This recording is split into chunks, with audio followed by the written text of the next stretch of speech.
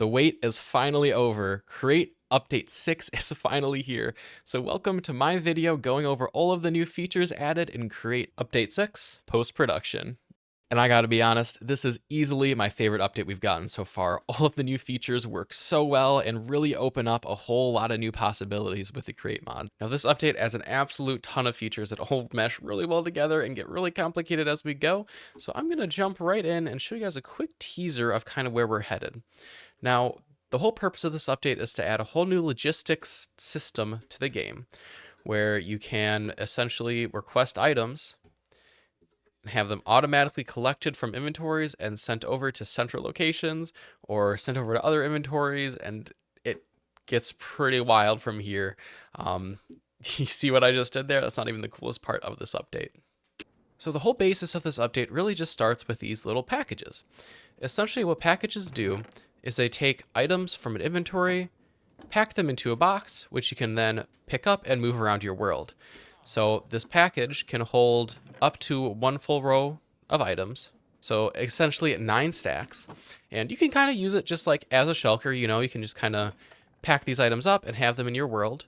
They are assigned these kind of like random little sizes, which is really fun, so that way they're not the same. And once you have your package, you can shift right click, which opens up your package and then just dumps everything out. And you can also place it down in your world by just right clicking it on the floor. And then if you break it on the floor, you do break it and then collect the items from it. But if you hold right click, you can kind of cock it back and you can actually throw packages. So you can see that you can actually take them and you can throw them around your world. So if you want to pass a package to your friend over here, that's something that you can do. And it's really cool because these packages are actually like physics entities. So you can actually move them around your world and, you know, just have them as decoration or kind of whatever else you want to do with them. They're just really cool little interactive blocks you can have in your world. Now, to make a package, you need a packager. So essentially, when you have a packager, you just place it on the side of a block. You'll see it'll kind of interface with that block. And then you apply redstone power, which will then pack as much of the stuff in that inventory as it can for you to basically put into your package. Applying like a pulse will do a single package, but if I were to go ahead and just apply a constant signal, it'll always pack items up. So let's say I have a farm that's producing a ton of stuff and I want to pack it up to kind of store more of these items. What I could do is I could just have it automatically pack, and then items can be taken out of here with crate stuff. So I could have just like a funnel, let's say, and then that funnel will then spit the packages out, and then I could throw this onto a belt and put it back into a chest, or send it over to like a central inventory location, kind of whatever I want to do. And one thing to keep in mind is if I have a package with things in it and I send that into a packager, you'll see my package is gone. I did put that package in a package, but it's not actually a package in a package. Essentially what it is it's just the same items. It's just moved into a different package. So essentially, if you have a package and you send it into a packager, it'll just move it. It won't actually package anything up. So we have these apples. I can turn this on. It'll automatically get packed. And then you can see I can put it onto a belt, which it'll then go into this other chest. And by default, it'll just move the package itself.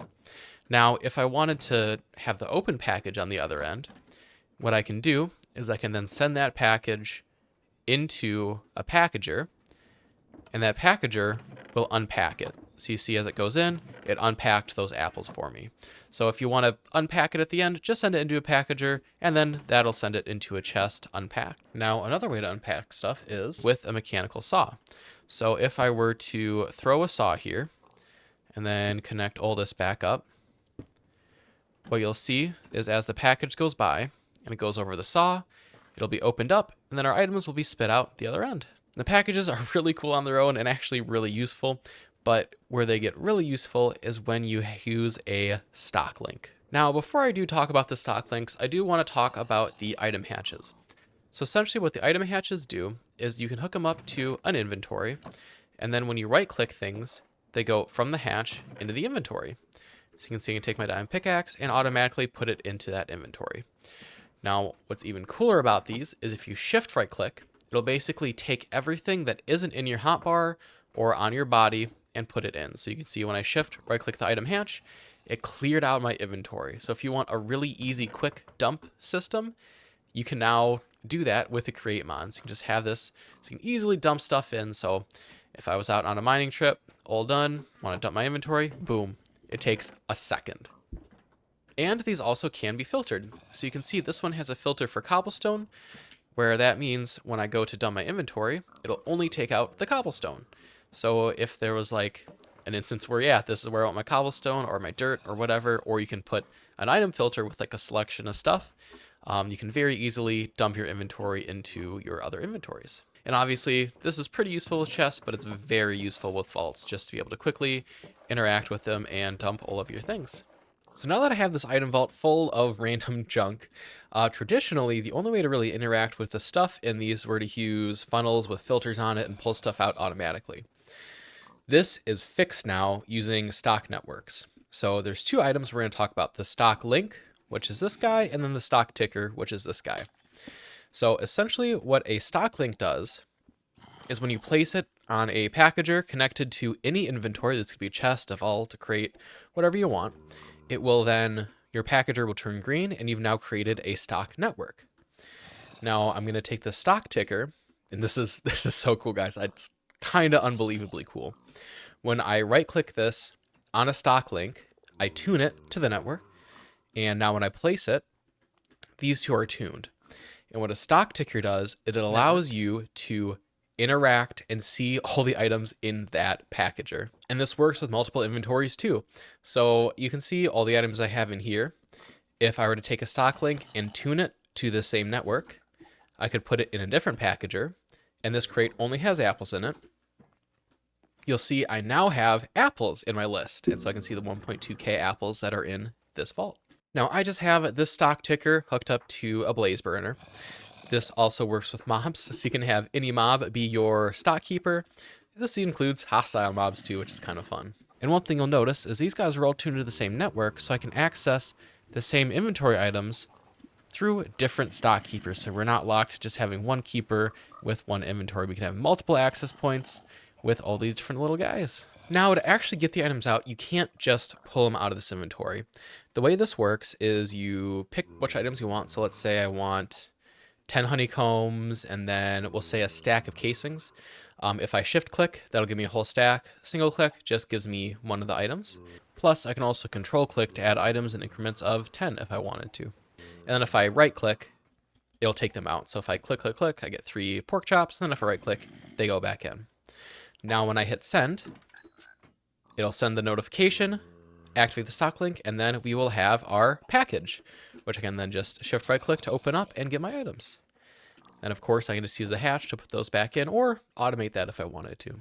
We now have an inventory system, and this is so cool because like you can just throw your items in here, quickly pick what you want, send it, take it out, and then boom, I have all my stuff. And then of course this could go into another packager and into a chest, which would automatically unpack it like I showcased over here. Now with the stock ticker itself, you can actually add categories. So I have some categories set up here. So I have one that's in category food and drinks. I have one that's in category create. And then I have one that just has emeralds and diamonds. So if I were to do a new category, throw a list filter in here, and we'll just call this gems. I can click that. Now we have a category gems. I could put in my first attribute filter, which is for create items. So anything in the create mod, and then another filter. And this one was all the food and drinks. So I can click that, call it food. And now in my inventory, we actually have all of these stored, which is super useful. And you can also, once you have everything sorted, you can hit these little tickers and make things go away. So if I'm very rarely ever going to get food, I can just kind of have that hidden, so that way I don't see those in my network all the time. Now in the stock keeper, you can also search, which is really useful, especially if you have more and more items. So if I want cobblestone, I can search that. The other cool thing is this is going to be linked or similar to JEI, where if I do @create, it's going to give me all of the items in the create mod. And this would work with other mods too. So if I had different mods installed, or I just wanted Minecraft items, you can do that. So if I had other mods, I can do @whatever that mod is and get all the items for that mod. Plus, there is also a lock. So you can have your network open, which means anybody can access it, or you can lock it just for yourself. So if this is locked for myself, nobody else is able to come in here and see my items. Now, one other really cool thing is this is actually linked to JEI. And what that allows me to do is, let's say, I've got all this stuff in here, but I want to craft some more chests. I only have one chest in here, and I know I need a bunch for a project. What I can do, if I'm not in sheet mode, whoops, what I can do is when I have the recipe, I can click move items, and it'll automatically set up that recipe. And I can click this to add to it. I can also scroll. So if I know I want a lot of chests, you can see I can scroll. And it'll actually even tell me you can only have enough stuff for 16 chests. So let's say I was in this situation and okay, I'm going to want some more planks then. I can go ahead and select planks, click that, and then let's just say I want to turn all my wood into planks. So now when I do this, it's going to collect the dark oak planks to make the chest, and it's also going to collect the wood to make the planks. So you can say, get my package, unpack that, I can craft these into planks and craft these up into chests. And one other really cool thing about the stock keeper is if I have a schematic cannon that I want to place, and I have my materials checklist, what I can actually do is hand that to my keeper, and he will then know what I need. I can hit send, and he can automatically pack up and send over my ingredients. So I now have the stuff that I can drop in here, and then once I actually have fuel, I can go ahead and hit play, and you can see it'll place down that schematic, and it used up all the items that I took out, which is, as you can imagine, incredibly useful. Now there are two more things to note about the stock link. The first is going to be if we use an analog lever to apply a signal to the stock link, it's going to lower the priority of that link. So if I were to give this guy one pulse, so now our analog lever is set to 1, and this one's set to 0. If I were to request an apple, it's going to come from this one. But if I wanted to lower the priority of this one, where like, let's say I want apples to come from this link first, I could give this a higher signal. And now when I request an apple, you'll see it's fulfilled up at this other one. So you can use these to kind of lower the priority and pick which inventories you're pulling from. The other thing you can do is you can completely close off a network by providing full redstone power. So if I use that switch, we now see that I only have 62 apples, which is what's in this vault. And if I switch it back, then we have our 1,000 apples. So that's another way that you can kind of control whether or not certain stock links are active at certain times. So while this is really cool, we're just scratching the surface of how intense these networks can be. So if I were to come over here, we've got, let's say, different spots set up. So let's say I have one terminal that's called B at one part of my base, another part that's called chicken at a different spot in my base, and I want items to come to me when I'm at the chicken base. What I can do is grab a package filter, and I can set it up for chicken. So I can type what my location is in here, and now I can go in here and I can put it in a funnel. And now when I'm at my chicken terminal, if I were to request some items, I can type in my location here, hit enter, and then send. And now this package is going to have the address chicken. And this is a package tag, which means it has the chicken address. And when it hits this funnel that's labeled with the chicken address, it will suck it up and it will be placed into my inventory so I can collect my items. And now one really cool thing I can do with this is if you have a clipboard either placed in the world or in your inventory on your hotbar, they will kind of be autofilled. So we have our B location. I'm going to set this up for location B, throw the filter on our funnel. And because I have the clipboard here with the location B, when I click this, I can actually just select it. And now when I select my items, they'll be sent to location B. Get to the funnel and then automatically pop on up, which is super cool. Now this is really cool if you have different terminals with different locations, but let's say you have items coming from a spot and you always know they want to go to the same area. So let's say we have all these apples and apples always go to the chicken. What I can do is I can put a sign on a packager, type in the tag I want to use, and now when I apply a redstone signal, our box will be packed up, and you'll see it'll send it with the chicken tag. So if I get this back onto my belt, you see it'll skip the B filter, and it'll go over and be delivered to chicken. And you can see I can take the items out, and now we have tons of apples. And where this comes really in handy is you just throw a constant signal on there, And now it'll just constantly pack up anything in this chest and send it over to Chicken. And then there is also one other more automated way to send our packages, and that's using the redstone requester. So the way this works is you put in the items that you want, and this can be a standard list of items. And what you can do is you can hit a button and it'll send a request. And this can be a regular signal, it doesn't have to be a button. And you can see it'll send a package. And if I unpowered that, it'll send that package with the tag requester. And that's just whatever tag I put here, which means it'll be sent all the way over to here and it'll be sucked up and collect our items. And you can see here I put in the packager so that way we can automatically get the items. So when the package does arrive, you can see our box will go into the packager, be unpackaged, and then we get our items. Now, if for instance we were out of golden apples, we've used all of them, but we know we always need to have at least one golden apple requested, I can hit this ticker, which must send all items. So I think that's what it is by default. Yeah, which means it'll only give me the items if it can send all of them. So because there are no golden apples, it's going to kind of yell at me. If I were to put a single apple in here, then it would allow me to send one box. But now it's not going to let me send any more. But if I wanted to change that, I could click this, which allows partial orders. So now, because we're allowing partial orders, if I were to go ahead and click this, we're out of golden apples, but this package is still going to come through with the one honeyed and the one regular apple, which we can then open up. So as you can imagine, this adds a lot of power. We can now automatically move stuff around. And with these guys, we can request them to specific locations, which is really useful as well. So packages work really nice and built. When you really want to start getting into automating this stuff, it gets a lot more interesting when we start talking about chain conveyors. So essentially, chain conveyors are a 3x3 little block you can place, and they accept power from the bottom or from the top.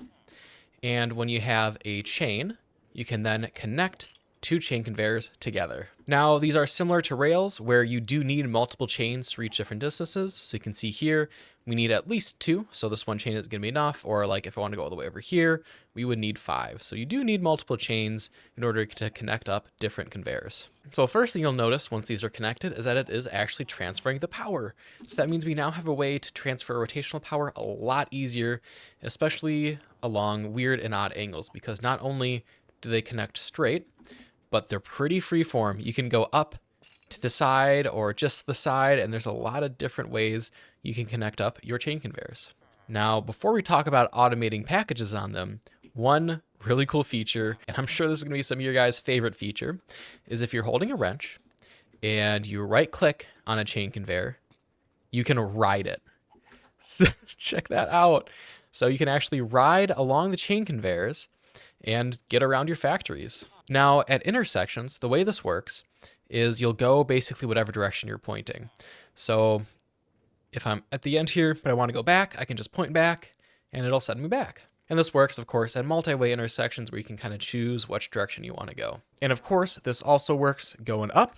So you can see we can send ourselves up and all the way over and outside of the building. And this is such a cool feature. Now over here, this is a max length. I believe it's 32 blocks. You can go with your chain conveyor, and it can also, of course, go up.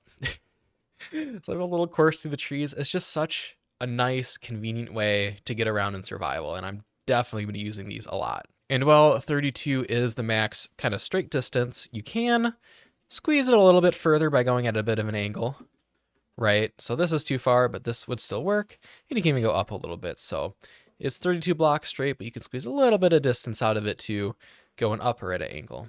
So while chain conveyors are fantastic for getting both players and power around, they're even better for getting items around.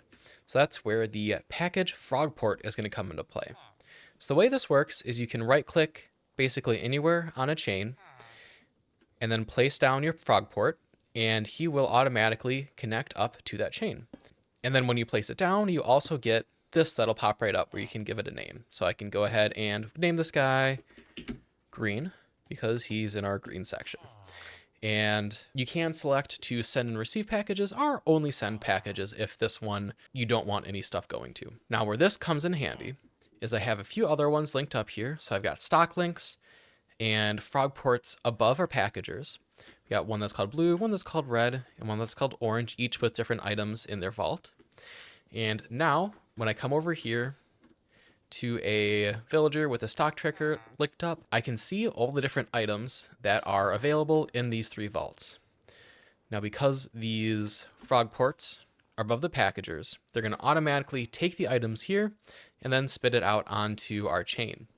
And by talking to our guy here and selecting these with the tag green, you'll see it'll pick it, spit it out, and this box will have the tag green, which means when it comes back and around to our frog port, it'll suck it up and we'll get our parts. So this is like the way you want to move stuff around your factory, because you can have all your different frog ports at each of your different storage locations and then automatically pick up what you want. So let's say I want some logs, some breads, and some iron.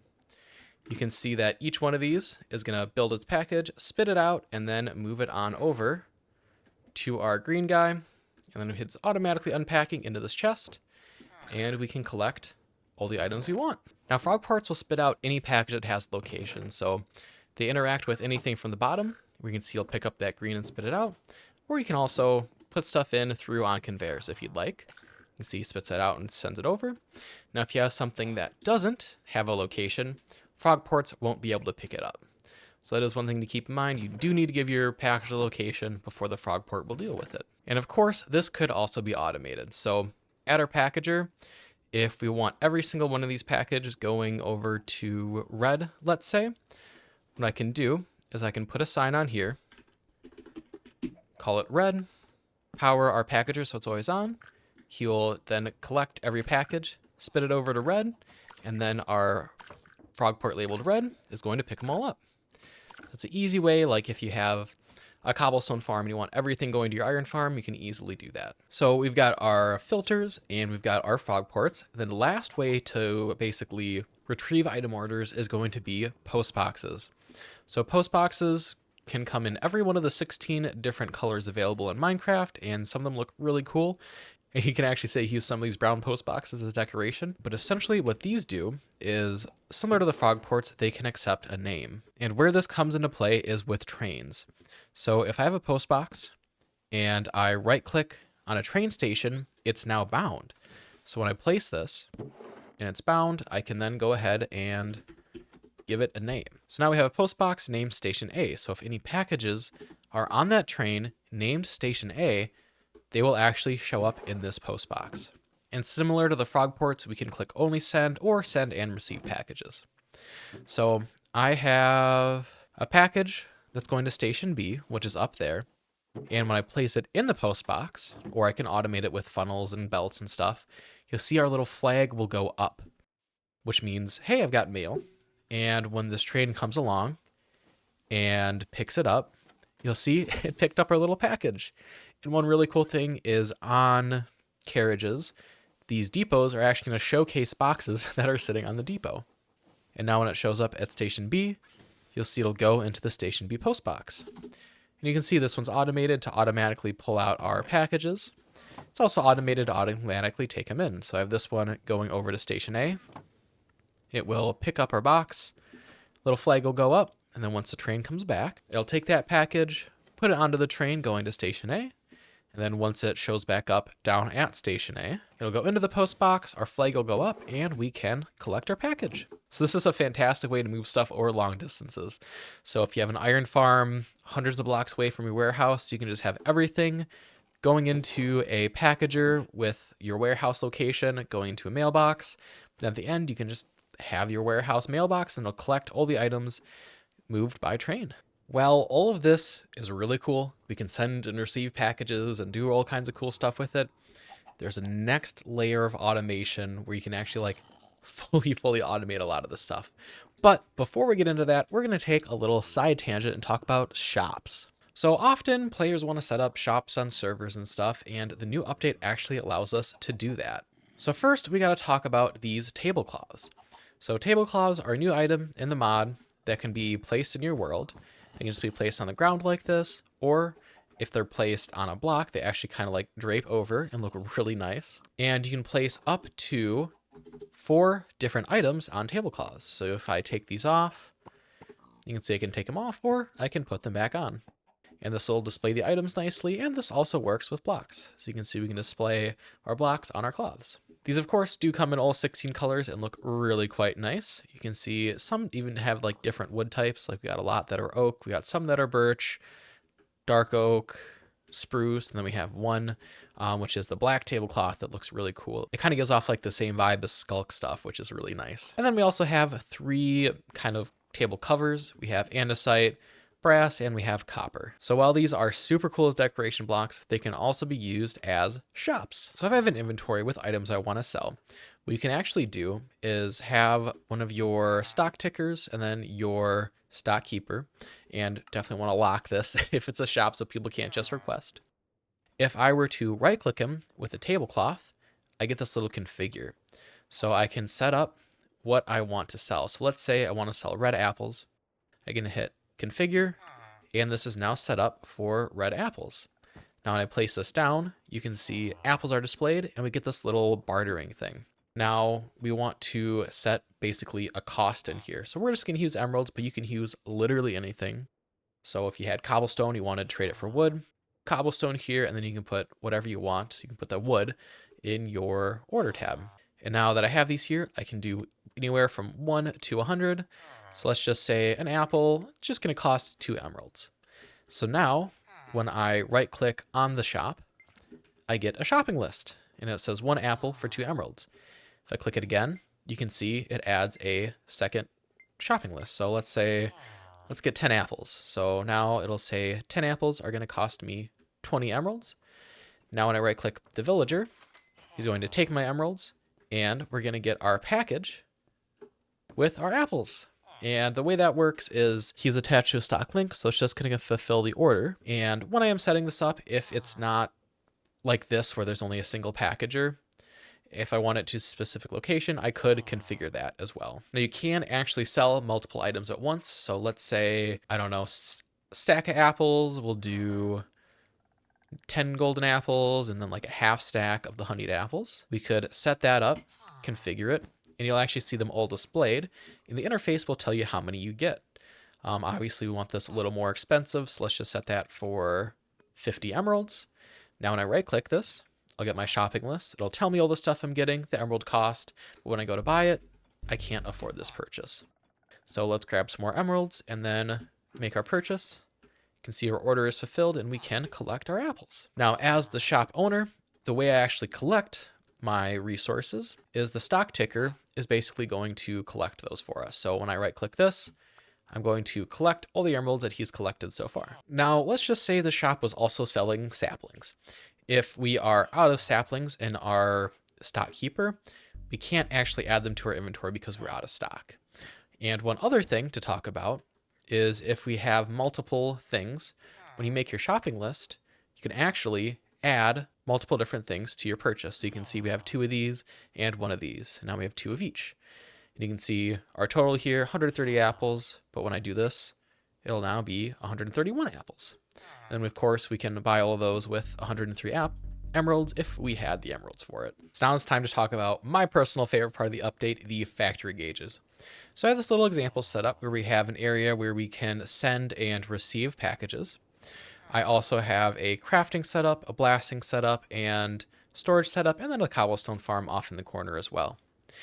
And essentially what these factory gauges allow us to do is automate all of that stuff. So the first thing we need to do is link them, which can be done on the ticker or any one of the stock links, which will then link up the frequency. And then the most basic way to use these is if I put it on a packager that's linked up to an inventory, it will read how many items are in that inventory. So right now it's telling me there are 0 apples in my inventory. Now what's really neat about this is, let's say this is just a spot in my world and I usually run out of food and I just need a quick refresh and I always want some apples in this storage unit. What I can do is right click this and say I want apples. So I want to send whenever the stock is below the target amount, and we want to name it to this frog. So he's called Snack.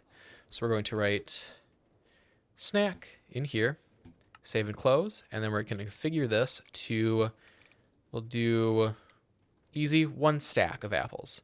So it's saying we don't have a stack. It's going to request a stack and pull in that 1 stack of apples. So now at all times, if I'm out of apples, I can just grab these. It'll be less than a stack, so it'll then request a new stack, spit out from our storage, and then collect it. Now instead of stack, if we wanted this to be 64 apples, we could set that up as well, which would also be a stack. But now if I like take out half of these, it'll be like, oh, I only have 32, and we'll actually request an additional 32 to be sent over. So you can see it's fulfilling that. We get the little arrow saying it's going to be fulfilled. Then it'll turn green once we have our stack back located in the barrel. Now where this gets impressive is when we take it over to our board over here.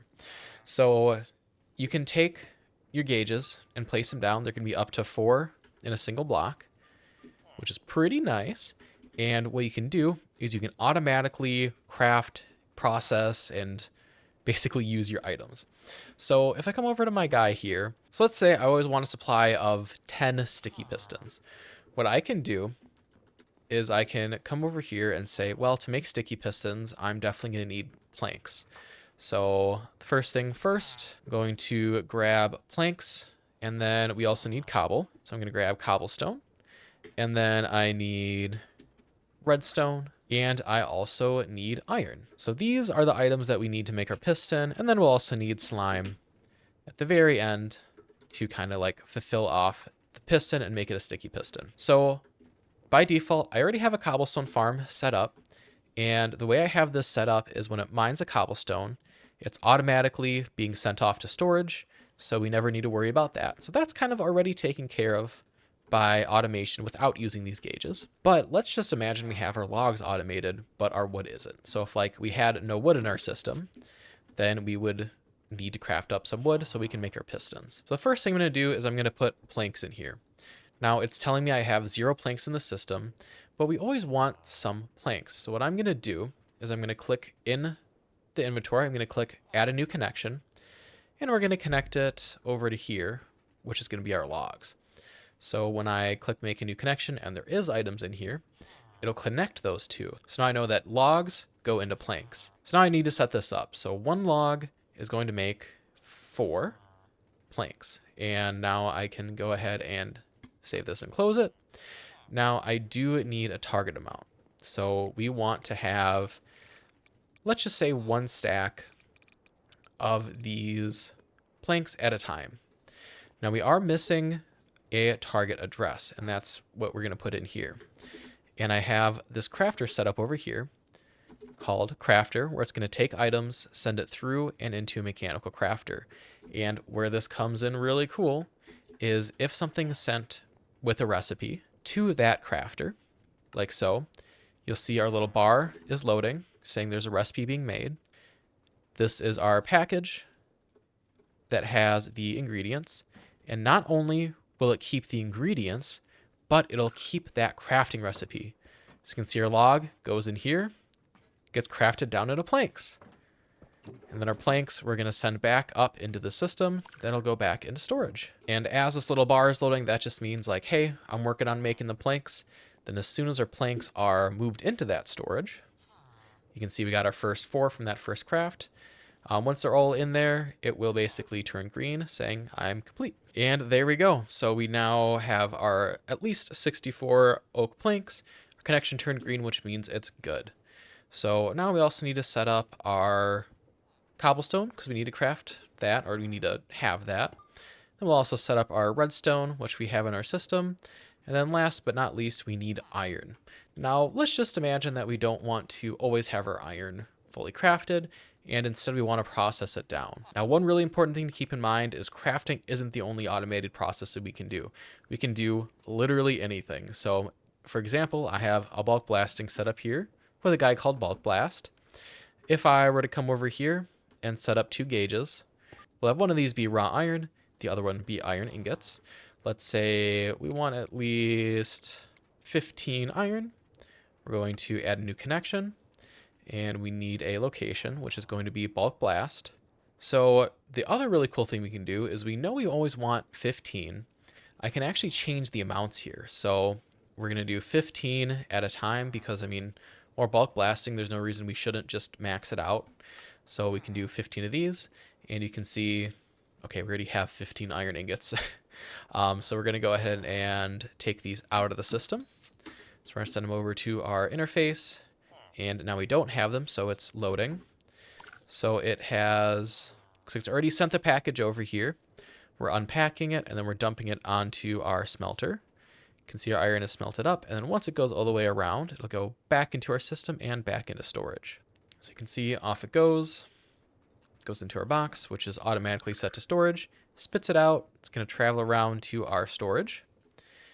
And once it gets there, this will turn green, saying, yes, I have the iron. One other really cool thing about these gauges is if you have lots of connections set up, but you want to rearrange stuff, you can just click move this gauge, and you can actually move them around. Now, if for some reason you do want your connection routed differently, you can right-click on the source, and it will give you a few different connection options to choose from. So now it's time to set up our piston craft. So what I'm going to do is I'm going to place down a gauge, place a piston in it, and we're going to add all of our connections to all the blocks required to craft the piston. So I'm going to go ahead and do that, and I'm going to click Use Mechanical Crafting, which will automatically lay everything out. I'm going to name this Crafter, click the check mark, and we are now set. Last step, trigger this. We want at least 10 of these. You can see now it's requesting all these up. And what you'll notice is that's going to leave us with not enough iron, so it automatically started crafting out more iron. So this is where it gets really cool, because it'll basically go through all the way down the line, requesting all the different items it needs in order to craft up the pistons. So you can see we're low on wood. It's now requesting more oak planks to be made. And over here, you can see all of our packages going in. We need more planks, so it's fulfilling those, and it's also fulfilling our pistons. Oh my God, it's on fire. So then our very last step is we're going to take our slime balls and our pistons, and we're going to craft up our finalized sticky piston. So we're going to grab sticky piston, throw it in there, going to add a connection here. We want our slime balls. We're going to add a connection here. And then we're going to use mechanical crafting, which will set up our recipe. And then we're going to set this to be 10. So now we'll always have 10 pistons and 10 mechanical pistons. And then, of course, we need to set this to the crafter as well. Now, one really important thing that I haven't talked about yet is the repackager. So this is a different block than the packager.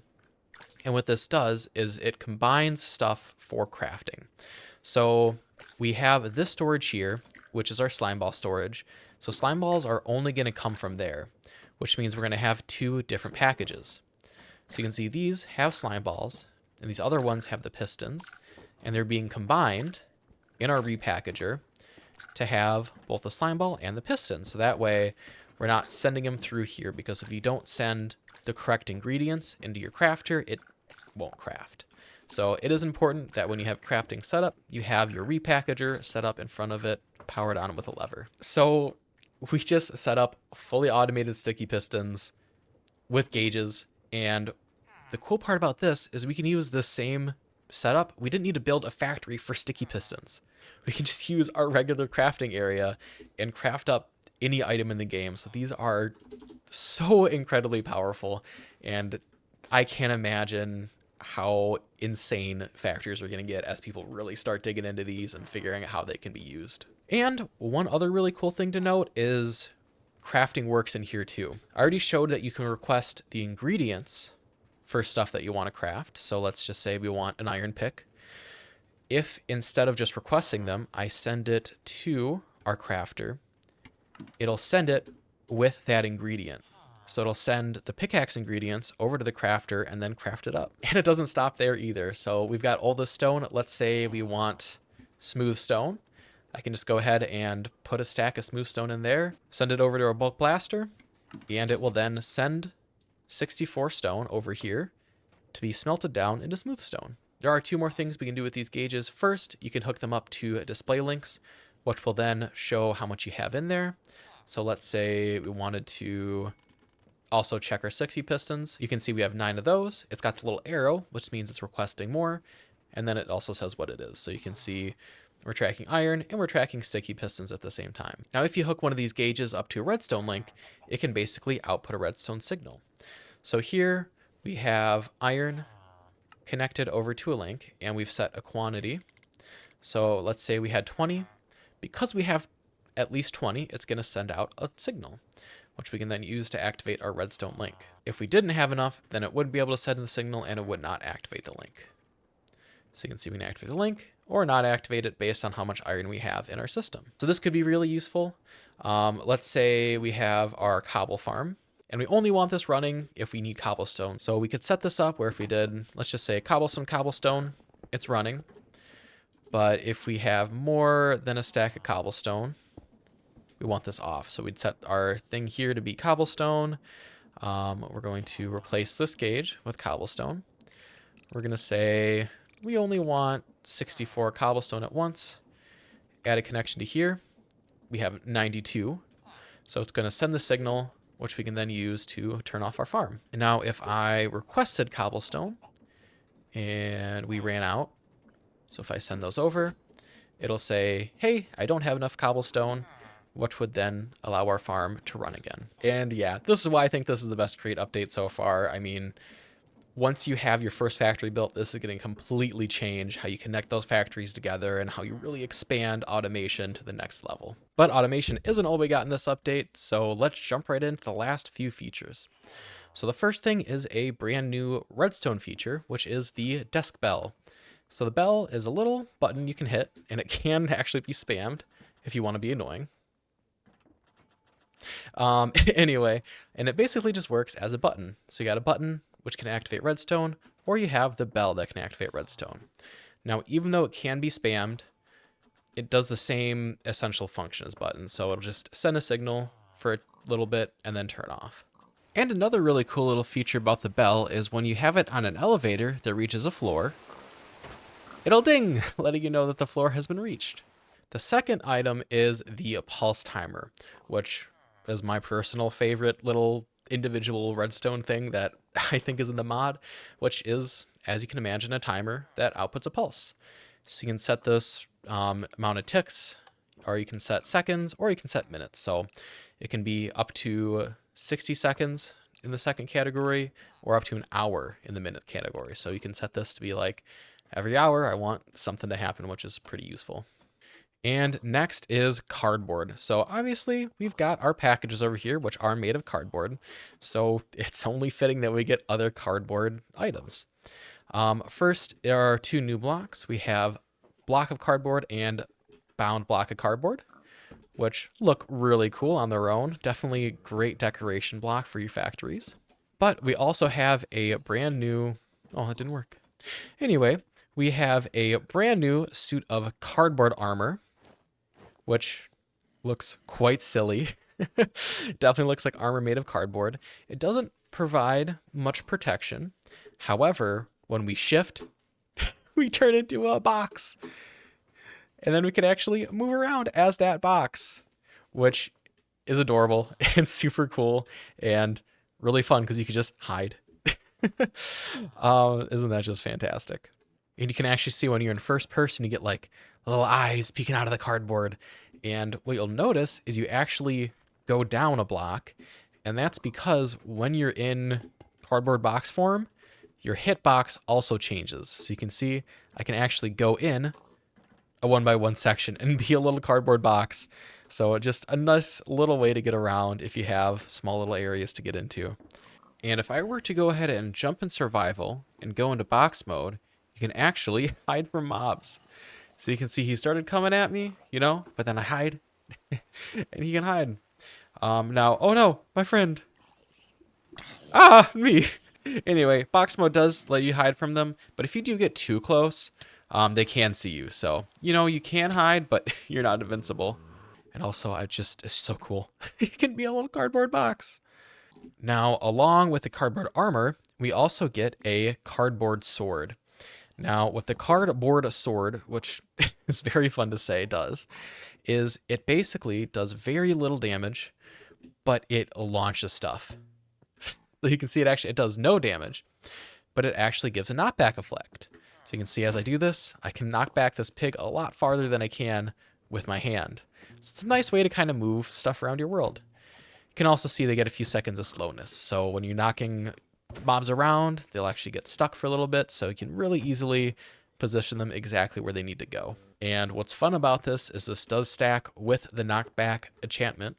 So we can very easily put knockback 2 on here and absolutely send stuff flying. So we can get our little pig here, just kind of fly him around my world wherever I want him to go. And of course, because packages are entities, we can also fling packages around, which is a lot of fun. Now, in order to craft cardboard, we do have 2 new items. We have pulp, which can be done by mixing different plant matter with water. And then we also have cardboard, which is crafted by taking that pulp and pressing it to get all the water out and making up cardboard. So, new little recipe there for the cool new items. And then we also have one other new item, which is the transmitter. And this is just crafted up with some copper. But the use for this is to craft up the stock link as well as the display link and the redstone link. So it's basically you use a transmitter to make links, which is just a nice additional little craft that we have to do. It's always nice to kind of see new items added for crafting because then we have more stuff to automate. Always more stuff to automate. Along with all the other new features, we do have new building blocks. So obviously we've got the casings and the tablecloths we already went over here. But we also have these new weathered iron blocks, which look really quite cool. And then we also have iron windows and iron panes. And these weathered iron windows and window panes look so cool because they're actually like tiled. So the colors are generated kind of in your world. So you get these like really cool patterns in your like old buildings, and you can like have these windows that look all weathered and cobbled together. And yeah, it's super duper cool. Plus we also have cherry and bamboo windows now. And along with the new building blocks, we do have a few aesthetic changes to the mod. First, all of the copper items were updated to kind of be more in line with the Minecraft copper blocks. Plus, all of our pulleys got new models that kind of match the elevator pulley, so those look quite nice now. And then the train controls were beefed up a little bit. They were a bit skinnier before, but now they're thick, which kind of match the contraption controls and the elevator controls. So just a little bit of aesthetic changes to kind of make everything a little more matchy and work better together. And last but not least, we do have some technical changes to go over. First, we have the threshold switch, which basically allows us to control the amount of items above or below a certain amount of stacks. And that's really useful because we can now say if it's above 128 items, cobblestone, we can use that to basically trigger our farms. So instead of using the gauges, we're using a threshold switch to control, and we can see that we have at least 128 cobblestone. And if I send those and it's saying I don't have enough, then the signal should turn off when it's under that. And with the signal off, that's going to turn our cobblestone farm back on. Now, one other technical change, which is fantastic, is you'll notice our cobblestone farm here isn't spitting items out. And that's because the way cobblestone farms work now is if there is a block underneath it that would gather the cobblestone, it automatically goes into that block instead of turning into an item entity and then getting sucked up. So cobblestone farms should be now a lot less laggy, which is going to be fantastic for servers that have lots of people with lots of cobblestone farms. It'll now just kind of work pretty seamlessly without generating all those items.